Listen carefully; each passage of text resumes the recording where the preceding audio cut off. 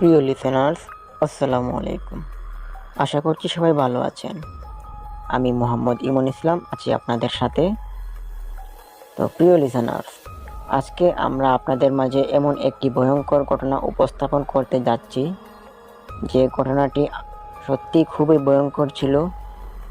তো ঘটনাটি ইমেলের মাধ্যমে পাঠিয়েছেন আমাদের একজন চাচা, ওনার নাম রহিমউদ্দিন। তো রহিমউদ্দিন চাচা আমাদেরকে এরকম ঘটনাটি পাঠানোর পর আমরা এই ঘটনাটি পড়ি এবং পড়ার পর আমাদের আসলেই খুব ভয় লেগেছে। তো যাই হোক প্রিয় লিসেনার্স, আর কথা বাড়াচ্ছি না, চলে যাচ্ছি মূল ঘটনায়। ঘটনাটি ঘটে যায় আজ থেকে প্রায় 9 বছর আগে। এক গ্রামে বাস করত সাজু এবং সাজুর মা। তাদের বাবা নেই আর তাদের কোনো ভাই বোনও ছিল না।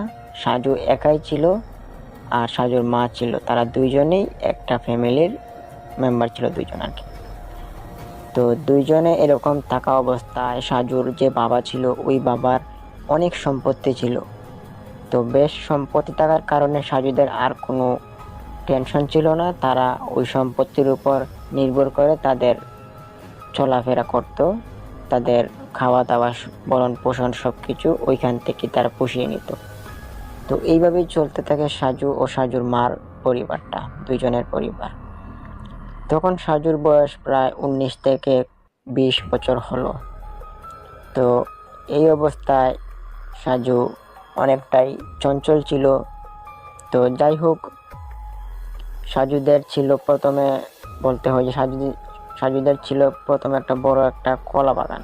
তো যাই হোক, সাজুদের যে প্রধান উৎস ছিল ইনকামের, সেই উৎসটা ছিল তাদের বড় একটা কলা বাগান।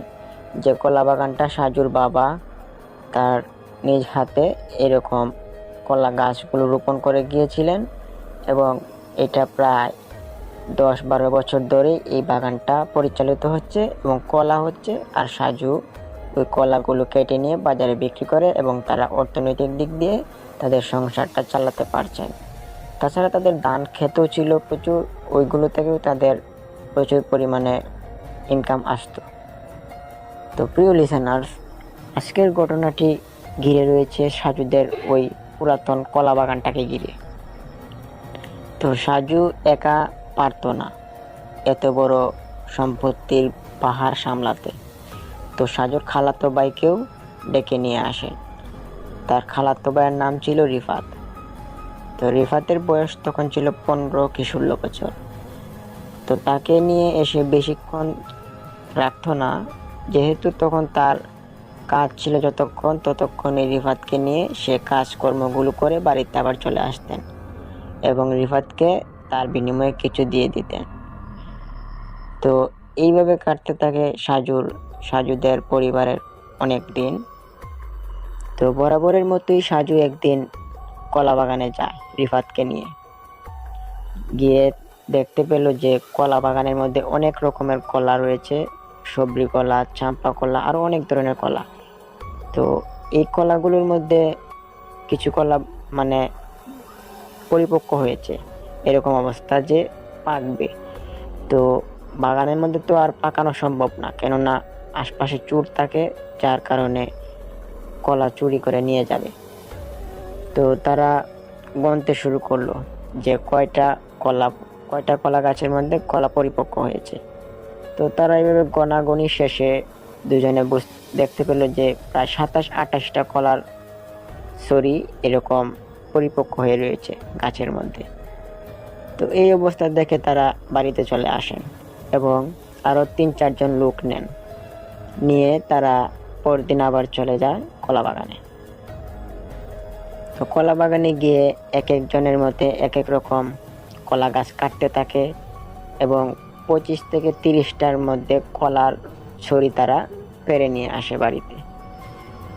তো এইভাবে তারা কলার ছড়ি পেরে নিয়ে আসার পর ঘরের মধ্যে সাজিয়ে রাখে এবং পরদিন বাজারে নিয়ে যাবে এই বলে তারা যারা গিয়েছিল তার সঙ্গে তাদেরকে কিছু মজুরি দিয়ে দেয় এবং কলাগুলো রেখে দেয় ঘরের মধ্যে, কালকে বাজারে নিয়ে যাবে বলে। তো যাই হোক, তারা সাজু এবং সাজুর মা রাত্রিবেলা খাবার দাবার খেয়ে ঘুমালেন। তো ঘুমানোর পর ঠিক মধ্যরাতে সাজুর মা স্বপ্নে দেখলেন যে স্বপ্নটা ছিল এমন, সাজুর মাকে কেউ বলছে যে, কিরে সাজুর মা, তুই কি ভেবেছিস তোর ছেলে এইভাবে অন্যায় করে যাবে আর আমরা তাকে ছাড় দিয়ে দেব? তোর ছেলেকে আমরা ধ্বংস করে দেব, তুই কিচ্ছু করতে পারবি না। এইরকম অদ্ভুত হুঁশিয়ারি শুনে সাজুর মা খুবই টেনশনে পড়ে যান এবং তিনি লাফ দিয়ে বিছানা থেকে উঠে পড়েন এবং উঠে সাজুকে খুঁজতে থাকেন। সাজু ছিল পাশের বিছানায়। তো সাজু তখন উঠে পড়ে তার মাকে জিজ্ঞেস করলো যে, মা কি হয়েছে? তখন তার মা সবকিছু খুলে বলল যে, কেউ একজন আমাকে এরকম কঠিন হুঁশিয়ারি দিয়েছে যে তোকে নাকি ছাড়বে না। তো সাজু বলল, কিসব উল্টাপাল্টা স্বপ্ন দেখো, সারাদিন কি উল্টাপাল্টা চিন্তা ভাবনা করো, এসব সব মিথ্যা, ঘুমিয়ে পড়ো আবার। এরকম সান্ত্বনা দিয়ে সাজুর মাকে সাজু ঘুম পাড়িয়ে দেন এবং সাজু ঘুমিয়ে পড়ে। তো পরদিন সকালে সাজু কলা নিয়ে বাজারে যাবে। তো এই অবস্থায় সাজু তার খালাতো ভাই রিফাত এবং পাশের বাড়ির 2-3 জন ছেলেকে ডাকে আনে। তো আনার পর একটা ভ্যান গাড়িও আনে যে ওইটা দিয়ে তারা বাজারে যাবে কলাগুলো নিয়ে। তো এইভাবেই তারা একটার পর একটা কলা সাজিয়ে বাজারে নিলেন এবং নিয়ে সবগুলো কলাই বিক্রি করে বাড়িতে চলে আসলো। তো ওই দিন বাড়িতে ফিরতে ফিরতে তাদের প্রায় সন্ধ্যা হয়ে গিয়েছিল। তো সন্ধ্যা হয়ে যাওয়াতে সাজু ভাবলো যে যেহেতু ওই দিক দিয়ে যাব, তো হেঁটেই যাই, ওই দিক দিয়ে আর গাড়িতে গিয়ে আর লাভ নেই, ওই দিক দিয়ে হেঁটে যাই, প্রচণ্ড বাতাস আছে, খুব শান্তি লাগবে। তো এইভাবে সাজু রিফাতকে নিয়ে হেঁটে আসতে থাকে তাদের কলা বাগানের দিকে। আর সাজু নিয়ত ছিল যে কলা বাগানটাকে এক নজর দেখে যাবে যে আশপাশে কি কোনো চোর টোর ঘোরাঘুরি করে নাকি। তো সাজু এরকম প্রায় মাঝে মাঝেই চেক দিত তার কলা বাগান যে কোনো চোরা চেঁচামেচি হয় নাকি। তো সাজু আর রিফাত আসছিল তাদের কলা বাগানের দিকে, প্রায় এক পর্যায়ে চলে আসছে কলা বাগানের মধ্যে। আসার পর তারা কলা বাগানের আশপাশ দেখছিল খুব ভালো করে যে কোনো মানুষজন আছে নাকি। তো তারা কাউকে দেখতে পায়নি এবং তারা না দেখার কারণে তারা চলে যায়। তখন প্রায় সন্ধ্যা হয়ে গিয়েছে, গভীর সন্ধ্যা হয়ে গিয়েছে, অন্ধকার নেমে আসে সব দিক থেকে। তো এরকম অবস্থা দেখে সাজু বলল যে খুব অন্ধকার হয়ে গিয়েছে, হঠাৎ যাও চলে যাই। তো চলে যাবে। তখন কলা বাগানটা পার হয়। তো রিফাত আবার পিছন দিকে ঘুরে সে দেখতে পেল কলা বাগানের ঠিক মাঝখানে কেউ একজন বসে রয়েছে। তো রিফাত সঙ্গে সঙ্গেই সাজুকে বলল, ভাইয়া দেখো, ওই কলা বাগানের মধ্যে কেউ একজন বসে রয়েছে। তখন সাজু বলল, কে বসে রয়েছে? তো সাজুর চোখেও তখন পড়ল যে কেউ একজন উল্টো দিকে মুখ করে বসে রয়েছে। তো সাজু ভাবলো যে হয়তো নির্ঘাত সে একটা চোর হবে। এইটা ভেবে সাজু হাতে লাঠি নিল, রিফাতকেও একটা লাঠি নিয়ে তারা দৌড়ে গেল ওই বসে থাকা মানুষটির কাছে। তো বসে থাকা মানুষটির পিছন দিক দিয়ে তারা দেখছিল চুলগুলো ছিল খুব লম্বা লম্বা এবং পরনে কালো কাপড়, পুরো শরীরে কালো কাপড় দিয়ে মোড়ানো ছিল, আর মাথা ছিল নিচ দিকে, আর চুল ছিল খুব লম্বা লম্বা। তো এই দেখে সাজু তাকে গিয়ে একটা গালি দেয় এবং গালি দিয়ে সে উল্টা পাল্টা বলতে থাকে যে এই কলা বাগানের মধ্যে কি তোমাদের চুরি করার জায়গা পাও না? এরকম কথাবার্তা শুনেও যখন বসে থাকা লোকটি কোনো উত্তর দেয় না, তখন সাজু আশ্চর্য হলো এবং ভাবতে লাগলো কে হতে পারে, মনে হয় কোনো পাগল টাগল। তো সাজু ভাবলো মনে হয় পাগলেই, একটা বাড়ি দিয়ে দেখি, সে দৌড় দিয়ে যদি পাগল হয়। তো যেই কথা সেই কাজ, সাজু মেরে দেয় একটা বাড়ি। তো বাড়ি দেওয়ার পরেই ওই কালো কাপড় পরা লোকটা সাজুর দিকে তাকায়। তো তাকানোটা এমন ভয়ঙ্কর ছিল যা দেখে সাজু দেখার সাথে সাথে চিৎকার মেরে ওঠে, এবং সাজুর সাথে থাকা তার ভাইটিও চিৎকার মেরে ওঠে। এবং তারা দেখতে পেল যে কালো কাপড় পরা মানুষটির যে মুখের আকৃতি ছিল খুব ভয়াবহ, খুব বিশ্রী, মানে এক প্রকারে বলা যায় যে মুখ থেকে একদম দুর্গন্ধ বের হচ্ছে আর রক্তে লালিত সারা মুখ, এবং তার হাত ছিল এরকম যে রক্তে বর্ণিত লাল হয়ে রয়েছে। এই দেখে সাজু আর রিফাত খুব ভয় পেয়ে যায় এবং তারা লাঠি হাত থেকে ফেলে দিয়ে তারা বাড়ির দিকে দৌড়ে চলে আসে। এক পর্যায়ে বাড়িতে চলে আসে তারা দুইজন। তো বাড়িতে চলে এসে সাজুর মাকে সাজু সবকিছু খুলে বলল এবং বলল যে আমি তাকে বাড়ি দিলাম, এবং সে অদ্ভুতভাবে তাকালো এবং তার চাহনি ছিল অদ্ভুত। তার চেহারা ছিল একদম খিরখিটে একদম চেহারা, হাত পা ছিল কাটা, সারা শরীর দিয়ে তার রক্ত পড়ছিল। তো এই শুনে সাজুর মা খুব টেনশনে পড়ে যায় এবং সাজুকে বলে, আমি কালকে এরকম একটা খারাপ স্বপ্ন দেখলাম আর আজকে তোর সাথে এরকম খারাপ একটা ঘটনা ঘটে যায়, কি হতে যাচ্ছে আমি কিছুই জানি না, তুই একটু সাবধানে থাকিস। এইভাবে সাজুর মা বুঝায়। তো সাজু বলল যে যাই হোক, কোনো চিন্তা করো না, কিছু হবে না। তখন সাজুর সাথে থাকা তার খালাতো ভাই রিফাত, সে বলল যে আজকে সে আর বাড়িতে যাবে না। তো সাজু বলল তোর মা তো চিন্তা করবে। তো রিফাত বলল না, আমি খুব ভয় পেয়েছি, আজকে আর বাড়ি যাব না। তো বাড়ি যাবে না তো আর কি করার? তাহলে বলল তাহলে তোর মাকে আমি কল দিয়ে বলে দিই যে আজকে তুই আমার এখানে থাকবি। তো রিফাতের মাকে সাজু কল দিয়ে বলল যে আজকে রিফাত আমাদের এখানে থাকবি। তো সাজু আর রিফাত একসাথে ঘুমাবে। এর আগে তারা খাওয়া দাওয়া করে এবং খাওয়া দাওয়ার মধ্যে বেশ আলাপ আলোচনা হয় তাদের মা ছেলের মধ্যে। তো আলাপ আলোচনা হওয়ার পর তারা ঘুমিয়ে পড়ে এবং ঘুমিয়ে পড়তেই তিনজনে প্রায় ঘুমিয়ে গেছে। সেই সময় মধ্যরাতও হওয়ার সম্ভাবনা। সেই সময় সাজুর মা আবারও স্বপ্ন দেখলেন যে সাজুর মার সামনে কালো কাপড় পরা ঠিক একই রকম রক্ত পড়ছে তার সারা শরীর থেকে, লম্বা লম্বা চুল সাজুর মার সামনে এসে দাঁড়ালো স্বপ্নের মাধ্যমে এবং তাকে বলল, তোর ছেলে খুব বড় ভুল করেছে, তোর ছেলে আগেও একটা অন্যায় করেছে, এখন আরেকটা অন্যায় করেছে।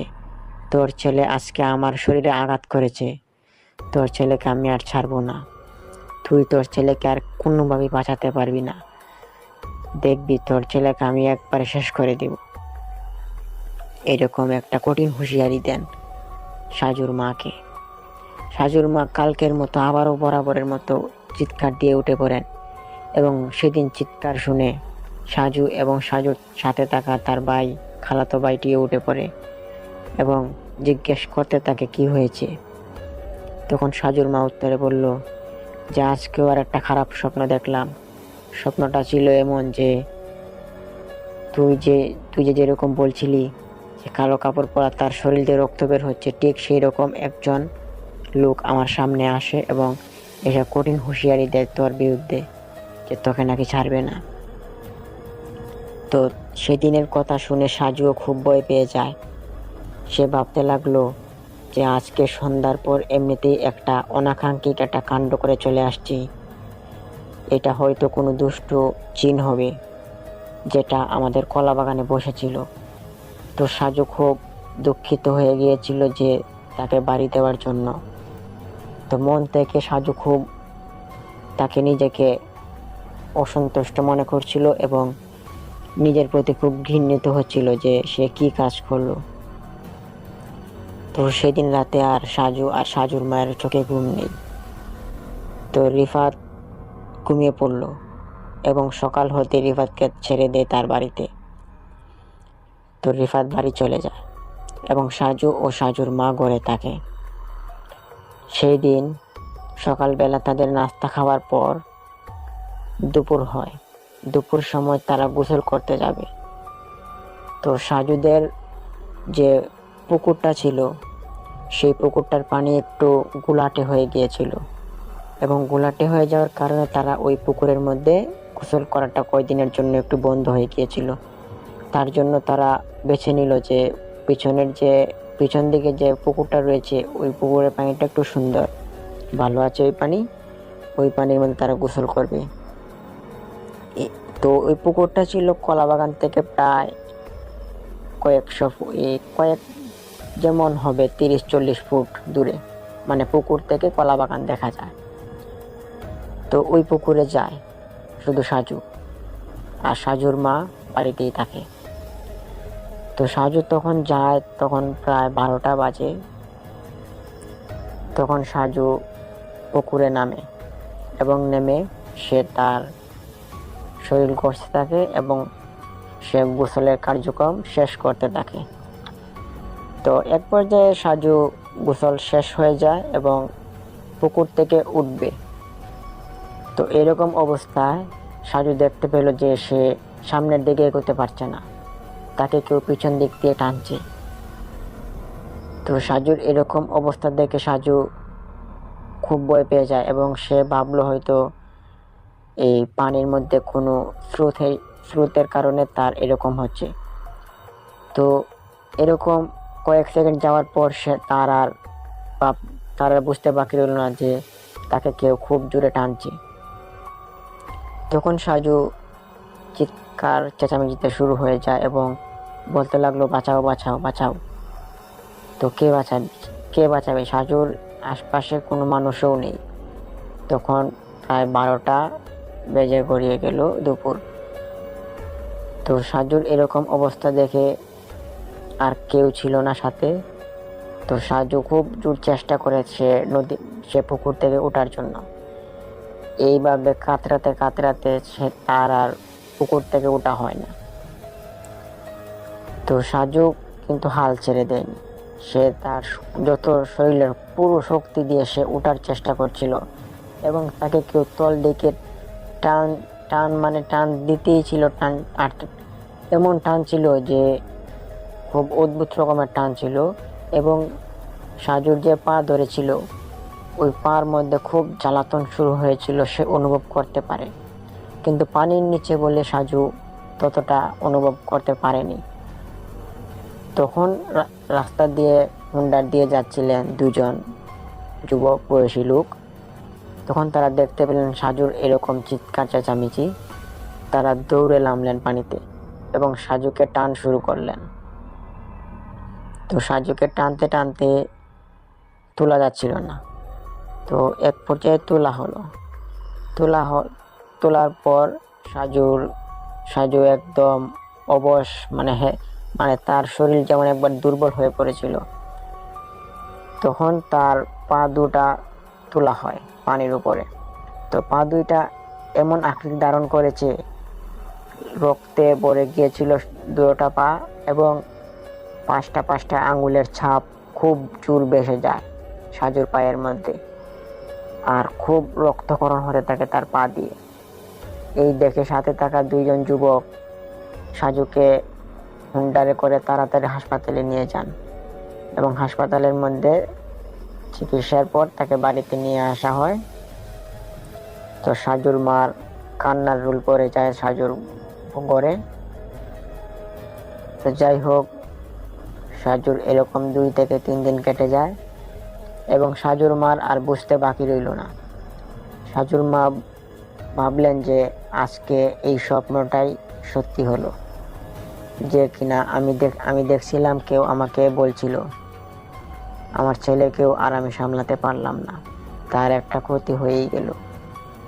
তো সাজুর পা এমন হয়েছিল যে সে আর হাঁটতে পারছিল না।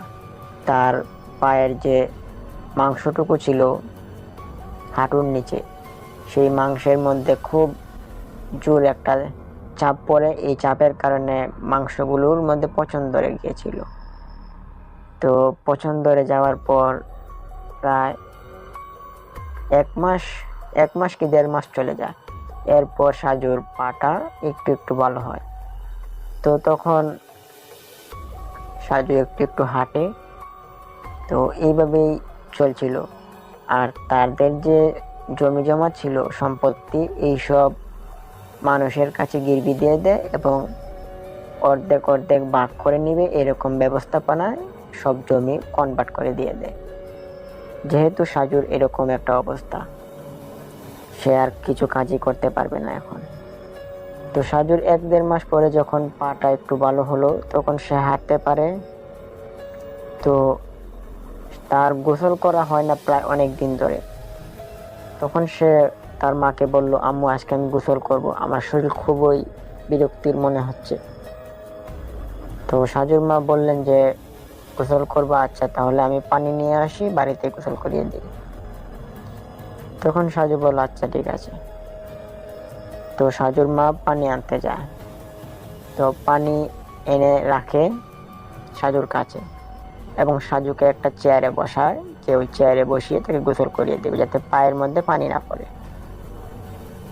তো সাজুর মা সাজুকে বসিয়ে ঘরে গেলেন সাবান এবং গামছা এবং সাজুর একটা লুঙ্গি নিয়ে আসার জন্য।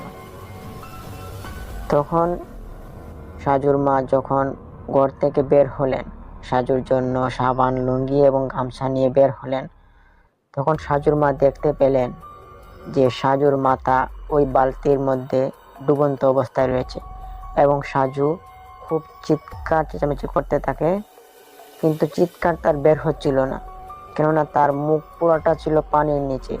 বালতির যে পানিটা ছিল ওই পানির নিচে ছিল। তখন সাজুর মা তার হাত থেকে সবকিছু ফেলে দেয় এবং ফেলে দিয়ে দৌড়ে তার ছেলের কাছে যায় এবং ছেলের কাছে গিয়ে তাড়াতাড়ি করে তুলতে শুরু করলেন, কিন্তু সাজুর মাথা কোনোভাবে চলে যাচ্ছিল না ওই বালতিটা থেকে। তো এরকম অবস্থা সাজুর মা কান্নাকাটি শুরু করে দেয়, কিন্তু সাজুর মা হাল ছেড়ে দেয়নি। তিনি তার মাথা তোলার জন্য ক্রমশ চেষ্টা করে যাচ্ছিলেনই।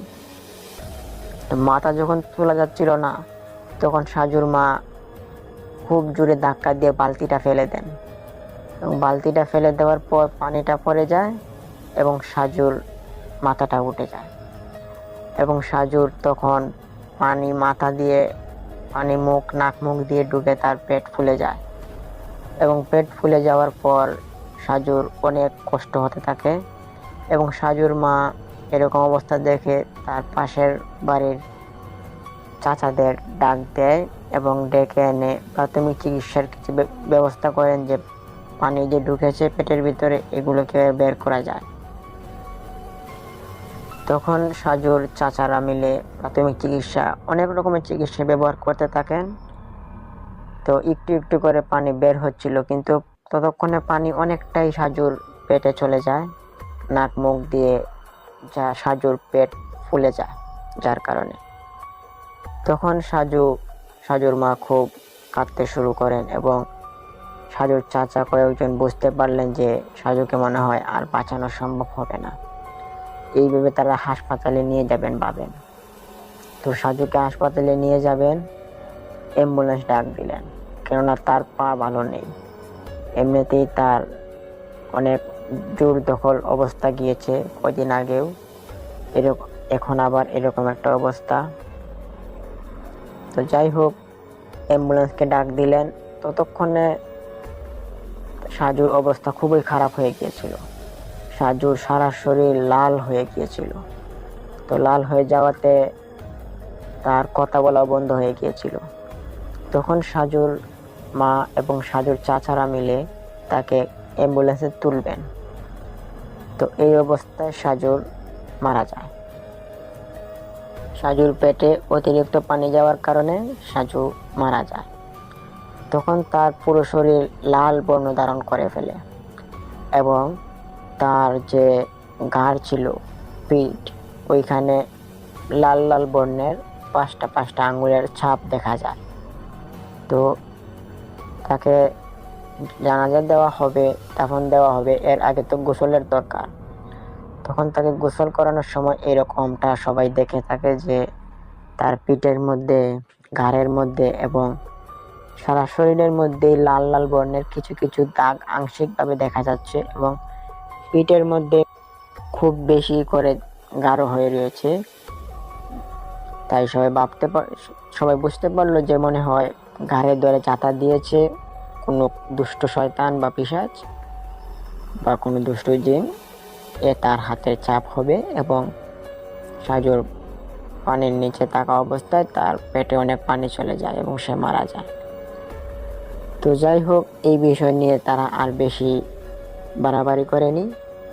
তারা তাদের মতো করে সাজুকে দাফন দিবে।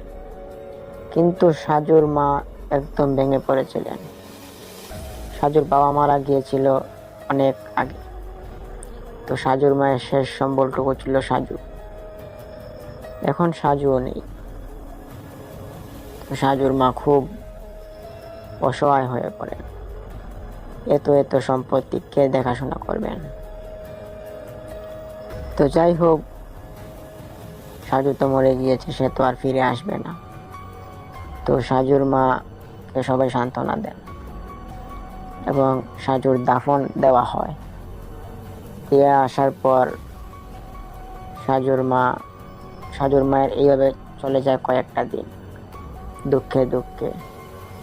তো সাজুর মা তো তখন আর রান্না বান্না করছিল না। পাশের বাড়ির চাচারা সাজুর মায়ের রান্না বান্না করে খাওয়িয়ে দিয়েছিলেন। তো এইভাবে চলে যায় 1.5-2 মাস। চলে যাওয়ার পর এখন কিন্তু আর সাজুও নেই, সাজুর বাবাও নেই, সাজুর মা রয়েছে একা। তো সাজুদের যে সম্পত্তি ছিল, ওই সম্পত্তির উপর লোভ ছিল সাজুর চাচাদের। এবং সাজুর চাচারা ভাবলো যে সাজুর সম্পত্তিগুলো তারা লুট করে নেবে, তারা হাতিয়ে নেবে সাজুদের সম্পত্তি। এই ভেবে সাজুর মার সাথে তারা খুব মিল দিতে থাকে এবং মিল দিতে দিতে এক পর্যায়ে তারা ভাবতে লাগলো যে সাজুর মায়ের এখন ঠিক সময় হয়েছে, এখন সাজুর মায়ের কাছ থেকে সম্পত্তিগুলো হাতিয়ে নেওয়া যাবে। তো যার এরকম চিন্তা ভাবনা ছিল সে ছিল সাজুর বড় চাচা। তো সাজুর বড় চাচার এরকম চিন্তা ভাবনার মধ্যে খুব খারাপ চিন্তা ভাবনা ছিল যে এরকম সম্পত্তি তাকে না বললে হাতিয়ে নিয়ে যাবে। কিন্তু সাজুর কিন্তু আর কেউ ছিল না। সাজুর মা কিন্তু এরকম সম্পত্তি তার চাচারাই পেত, একটা না একটা সময় পেতই। কিন্তু তার বড় চাচা ছিল খুব লোভী, সে চাইছিল একাই নিয়ে যাবে। তো সাজুর বড় চাচাকে নিয়ে শুরু হয় আরেকটি নতুন ঘটনা। প্রিয় লিসেনার্স, সাজুর সময় ঘটনাটা শেষ হয়ে গেলে পারত, কিন্তু না। সাজুর চাচার লোভের কারণে সাজুর চাচা আরেকটা ভয়াবহ ঘটনা তার জীবনে ডেকে নিয়ে আসে। তো শুনতে থাকুন, বুঝতে পারবেন। তো এইভাবে সাজুর চাচা তার কলকারি নাড়তেই থাকে এবং সাজুর মায়ের কাছ থেকে সম্পত্তি হাতিয়ে নেওয়ার পুরো প্রচেষ্টা চালিয়ে যায়। তো সাজুর চাচা ছিল 4 জন। তো 4 জনের মধ্যে বড় চাচাই এরকম সম্পত্তি লোভ করে। তাদের সবারই সমান সমান সম্পত্তি ছিল, কিন্তু অধিক সম্পত্তি পাওয়ার আশায় সাজুর বড় চাচা এরকম একটা অনাকাঙ্ক্ষী কাজ করে এবং বেঈমানি স্বরূপ একটা কাজ করে।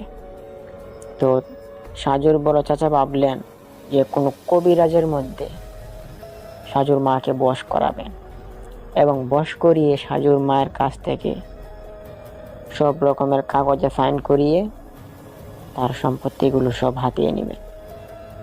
তো সাজুর চাচার যেই ভাবনা সেই কাজ।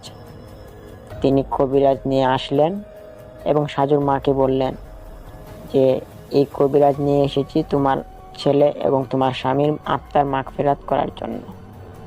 তোমার ছেলে এবং তোমার স্বামীর যেন সুখ পায় সেই জন্য তিনি দোয়া করবেন, তুমি সামনে বসো। তো সাজুর মা ছিল খুব সরল থাকার কারণে তিনি ততটা ভাবেননি এই বিষয় নিয়ে। তিনি ভাবলেন যে যেহেতু আমার ছেলের শান্তি কামনার জন্য এনেছেন, তাহলে বসি। তো তিনি বসলেন।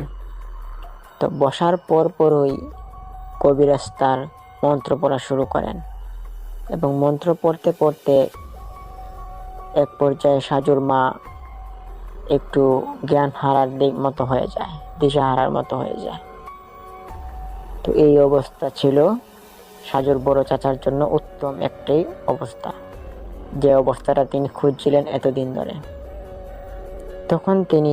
তখন সাজুর বড় চাচা সাজুর মায়ের হাতে সবগুলো কাগজে সাইন করিয়ে নেন এবং সম্পত্তিগুলো সব সাজুর বড় চাচার নামে করে নেন এবং যে কবিরাজটা নিয়ে এসেছিল সাজুর বড় চাচা, ওই কবিরাজটাকে মোটা একটা অঙ্ক দিয়ে দেন এবং কবিরাজকে বাড়িতে পাঠিয়ে দেন এবং কবিরাজের মুখ বন্ধ রাখার জন্য বলেন। তো কবিরাজ চলে যায়। তো সাজুর মার জ্ঞান ফিরে প্রায় 2-3 ঘন্টা পরে এবং তিনি দেখতে পেলেন যে তিনি মাটিতে পড়ে রয়েছেন।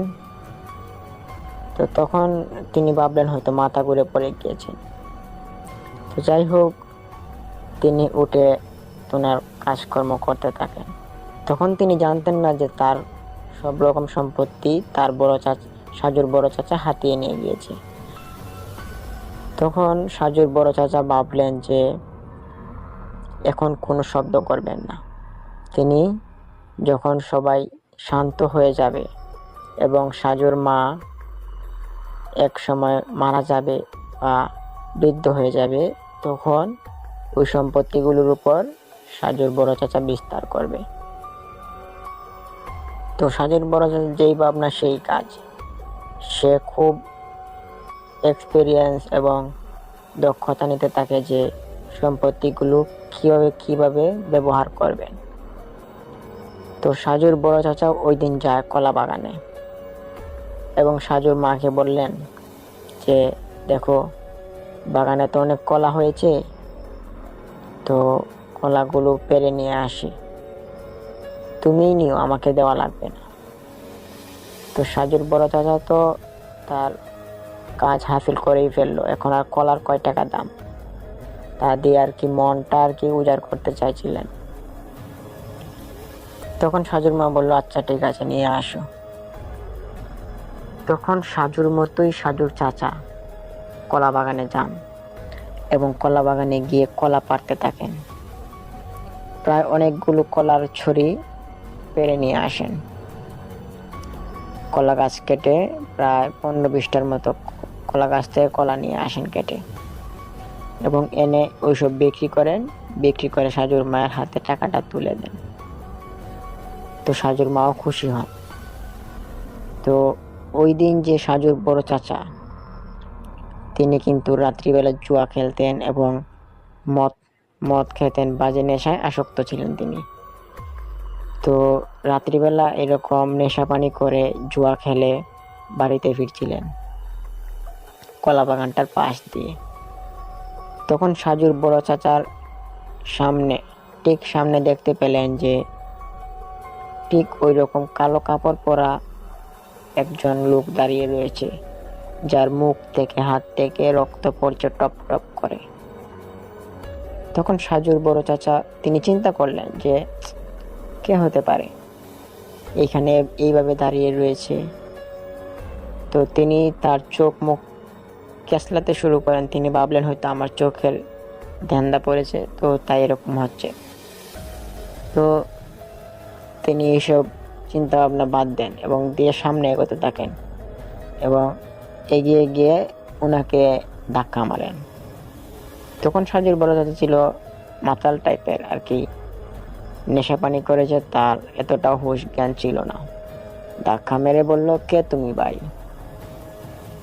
তখন সে পিছন দিকে ঘোরা ছিল, তো সামনের দিকে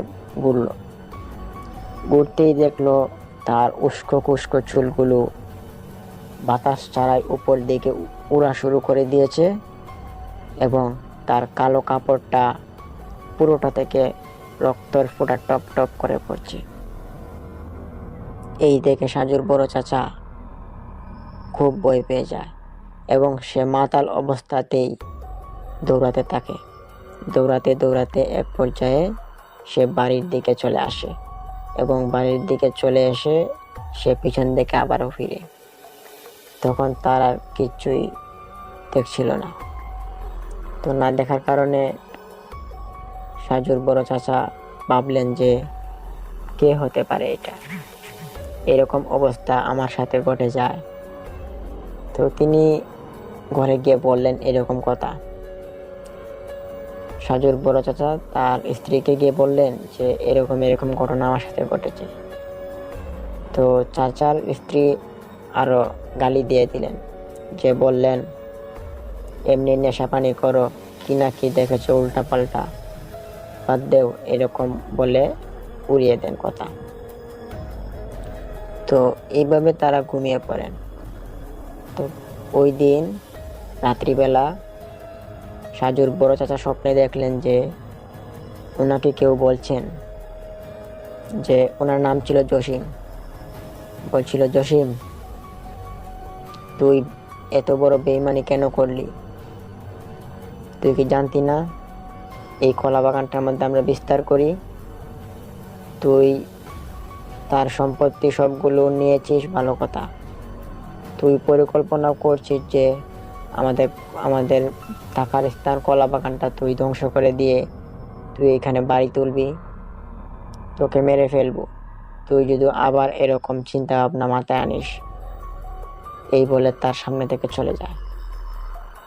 তখন জসিম চাচা ফাল দিয়ে উঠেন।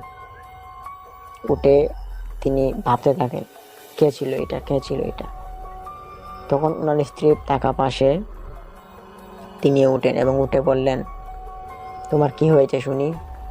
আজকে রাত থেকে এরকম করা শুরু করেছো, শান্তিতে একটু ঘুমাতে দিবে তো?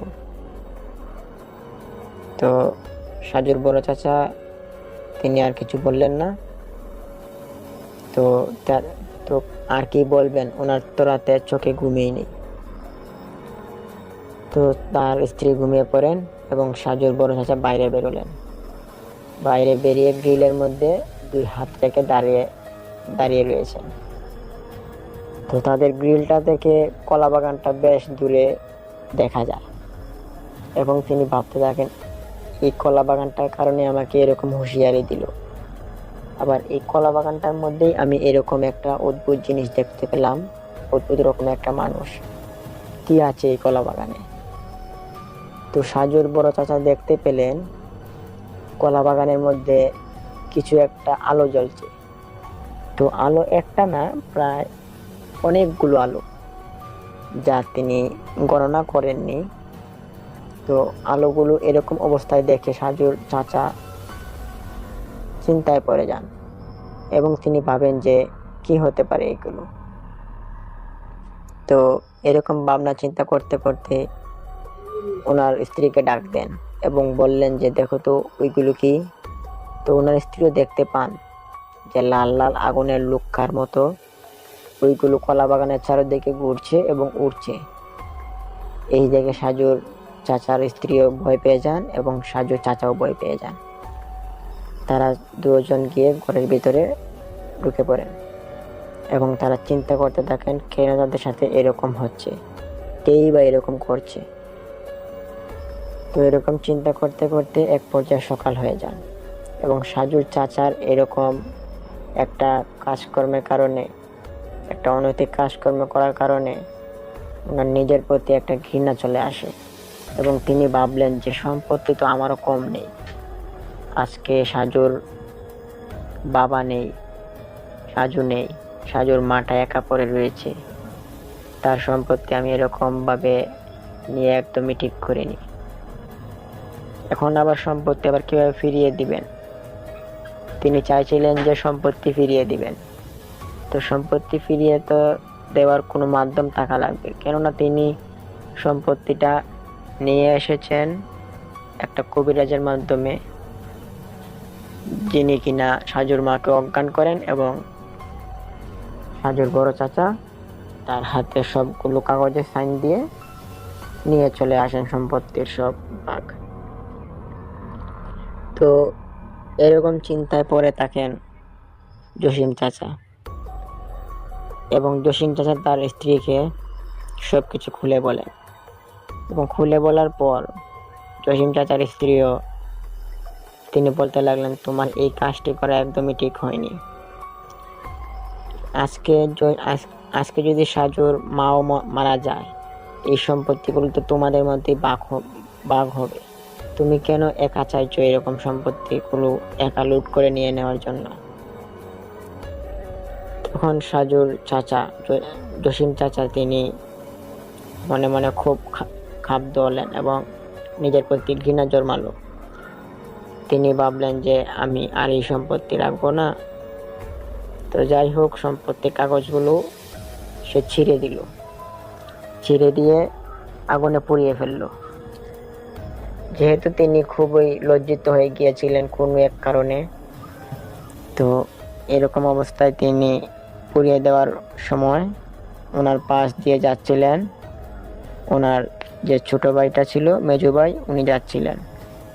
তো উনি দেখতে পেলেন যে তার বড় ভাইয়ের ঘরে আগুন চলছে।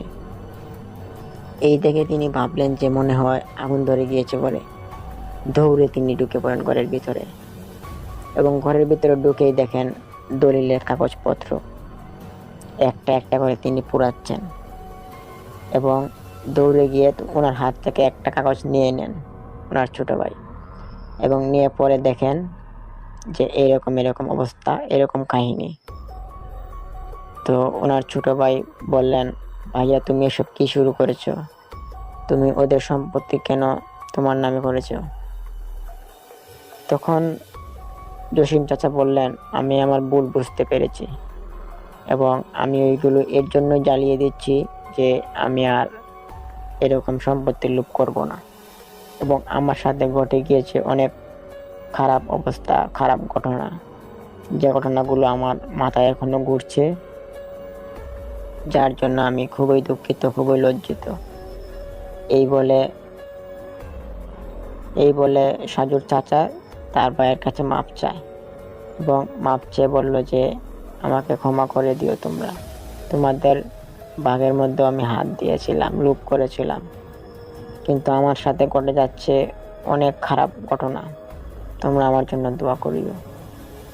এই বলে সাজুর চাচা জসিম চাচা তার ছোট ভাইকে পাঠিয়ে দেন এবং দলিল কাগজগুলো সব পুড়ে ফেলেন। তো পুড়ে ফেলার পর তিনি বাইরে গেলেন এবং ওনাকে খুব নিজেকে খুব স্বস্তি মনে হচ্ছিল। তখন তিনি একটা বই লিখলেন, যে বইটার মধ্যে লিখলেন এমন ঘটনা, যে ঘটনাটি আজকে আমরা আপনাদের কাছে উপস্থাপন করেছি। তো সেই ঘটনা এবং ওনার আরো অনেক জীবন কাহিনীর মধ্যে অনেক রকমের ঘটনা তিনি লিপিবদ্ধ করে রেখেছেন এবং এখনো তিনি আছেন মনে হয়, বেঁচেই আছেন মনে হয়, বেশি দিন হয়নি। তো প্রিয় লিসেনার, আজকের এই ঘটনাটি ছিল খুবই একটা ভয়ঙ্কর এবং দুর্লভময় একটা ঘটনা, যে ঘটনা থেকে আমরা অনেক শিক্ষা পেতে পারি। তো প্রিয় লিসেনার, ঘটনাটি ভালো লেগে থাকলে একটা লাইক দিবেন এবং কমেন্ট করে জানাবেন আপনাদের মতামত। আর আমাদের ইতিকথা ভৌতিক এপিসোড চ্যানেলটিকে আপনারা অবশ্যই সাবস্ক্রাইব করে বেল বাটন অন করে আমাদের পাশে থাকবেন। এবং দেখা হচ্ছে কালকে কোনো এক নতুন ঘটনা নিয়ে। ততক্ষণ দোয়া রইল প্রিয় লিসেনার, আপনারা সবাই ভালো থাকুন, সুস্থ থাকুন। আল্লাহ হাফেজ।